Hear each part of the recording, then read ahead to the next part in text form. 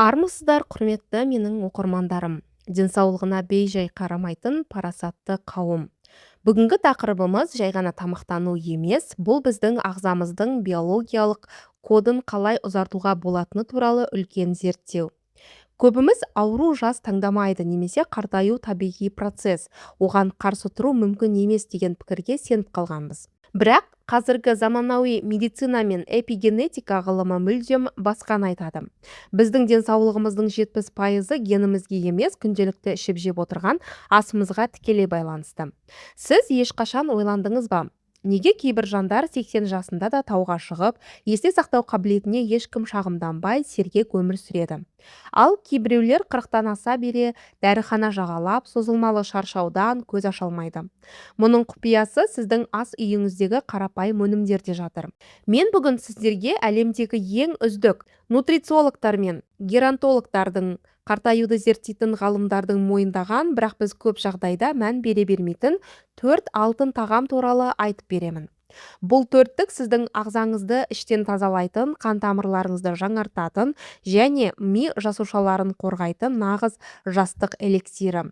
Егер де ұзақ жасаймын десеңіз, үйіңізден осы 4 алтын тамақ мүлдем үзілмесін. Бұл видеода біз жай ғана пайдалы деген сөзбен шектелмейміз. Біз әр өнімнің ағзаға түскеннен кейін қандай химиялық реакциялар тудыратынын, қай мүшеге қалай әсер ететінін ғылыми тұрғыдан талдаймыз. Видеоның соңына қарай сіз неге бұл 4 өнімнің үйіңізде үнемі болуы керек екенін түсініп қана қоймай, оларды қалай дұрыс тұтыну керек екені туралы нақты рецепттерді білетін боласыз. Егер сіз өзіңіздің және жақындарыңыздың ұзақ әрі сапалы өмір сүргенін қаласаңыз, осы видеоны мұқият тыңдаңыз. Біздің мақсатымыз аурудың алдын алу, ал ол үшін бізге ең бірінші сауаттылық қажет. Дайын болсаңыздар, бірінші өнімнен бастайық. Укроп пен петрушка, эпигенетика және детокс. Көп адам көкөністерді жай ғана гарнир ретінде көреді, бірақ бұл қате түсінік. Жасыл шөптердегі хлорофилл молекуласы адам қанындағы гемоглобинге өте ұқсас. Ол қанды оттегімен байытып, ағзадағы жасушалық тыныс алуды жақсартады. Петрушка жастық эликсирі, оның құрамында флавоноидтар, апигенин бар. Апигенин рак жасушаларының бөлінуін тежейтін және ми жасушаларының арасындағы байланысты нығайтатын қуатты зат. Сондай-ақ петрушка терінің серпімділігін сақтайтын эластин мен коллагеннің бұзылуына жол бермейді. Укроп жүйке мен қан тамырының досы. Укроптың құрамындағы кверцетин тамыр қабырғаларын икемді етеді. Ол ағзадағы созылмалы қабынуды басады. Егер сізде жиі бас ауруы немесе метеоризм болса, демек ағзаңыз осы жасыл шөпке зәру. Көкті кескен кезде оның пайдасы азаяды. Ең дұрысы оны тамақ ішер алдында ғана жуып, бүтіндей немесе ірілеп турап жеу. Яғни пышақпен емес, қолмен үзіп жеген пайдалырақ. Петрушка бүйректің жұмысын 30-40%-ға жеделдетеді. Ол ағзадағы артық тұздар мен несеп қышқылын шығарады. Егер буыныңыз ауырса немесе таңертең көзіңіз ісіп оянсаңыз, бұл сіздің бірінші көмекшіңіз. Сондай-ақ петрушкада К дәрумені өте көп. Ол сүйектің минералдануына және қанның ұюына жауап береді. Петрушкада апельсинге қарағанда 3 есе көп С дәрумені бар. Ол иммунитетті ғана көтеріп қоймай, ағзадағы темірдің сіңуіне көмектеседі. Егер гемоглобиніңіз төмен болса, етті петрушкамен бірге жеңіз. Укроп асқазан ішек жолдарының инженері. Ол ішектегі шіру процестерін тоқтатып, газ түзілуін азайтады. Укроптың құрамындағы эфир майлары қан тамырларын кеңейтеді. Егер кешкісін басыңыз ауырып, қысымыңыз көтерілсе, укроп қосылған салат жеу ағзаға жеңілдік береді. Ол сондай-ақ ішектегі патогенді флораны жойып, пайдалы бактериялардың өсуіне жағдай жасайды. Укроптың эфир майлары өт жолдарын тазалайды. Өт дұрыс бөлінсе, майлар жақсы қорытылады, ал ішекте шіру процестері тоқтайды. Бұл дегеніміз иммунитеттің 70% орналасқан ішектің тазалығы. Укроп жүйке мен қан тамырының досы. Екінші өнім қызылша, метаболизм мен қан тамырының моторы. Қызылшаның пайдасы туралы сағаттап айтуға болады, бірақ оның ең басты 3 қызметін білуіңіз керек. Микроциркуляция. Қызылшадағы табиғи нитраттар мен қан тамырларын кеңейтіп қана қоймай, капиллярлардың жұмысын жақсартады. Бұл дегеніміз аяқ қолыңыздың мұздауы басылып, миыңызға жақсы қан барады деген сөз. Зерттеулер бойынша қызылша шырыны физикалық төзімділікті 15%-ға арттырады. Сондықтан жасы 60-тан асқан жандарға сергек жүру үшін бұл өнім таптырмас көмекші. Қызылшадағы өзекшелер клетчатка ішектегі токсиндерді өзіне сорып алып сыртқа шығарады. Бұл беттегі безеулер мен дақтардан арылудың табиғи жолы. Қызылшаны қант диабеті бар жандарға абайлап піскен түрінде аз мөлшерде тұтыну ұсынылады, гликемиялық индексі жоғары болғандықтан. Негізі қызылшаны кедейдің дәрісі деп атайды, бірақ оның пайдасы жағынан оған тең келетін қымбат жеміс кемде-кем. Қызылшада нитраттар бар, олар ауыз қуысындағы бактериялар арқылы азот оксидіне айналады. Бұл газ қан тамырларын кеңейтеді, нәтижесінде қан қысымы табиғи түрде төмендейді. Бұл инсульттің алдын алудың ең оңай жолы. Қызылшаның құрамындағы бетаин заты бауыр жасушаларын қалпына келтіреді. Егер сіз көп дәрі ішкен болсаңыз, немесе майлы тамақты көп жесеңіз, қызылша бауырдың детокс функциясын қосады.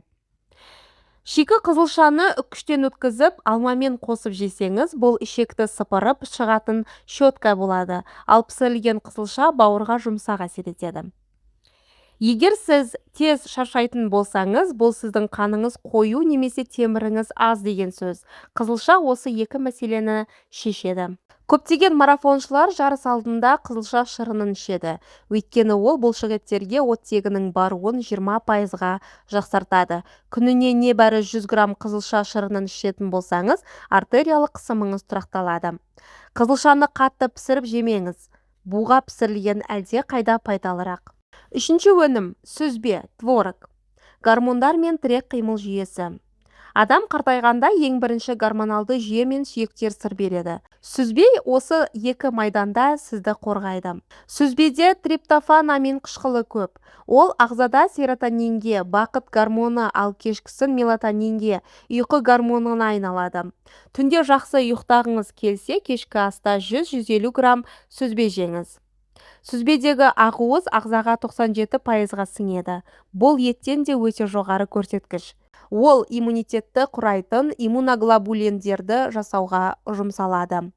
Майсыз сүзбені мүлдем алмаңыз. Кальций сіңуі үшін сүзбенің майлылығы кемінде 5-9% болуы керек.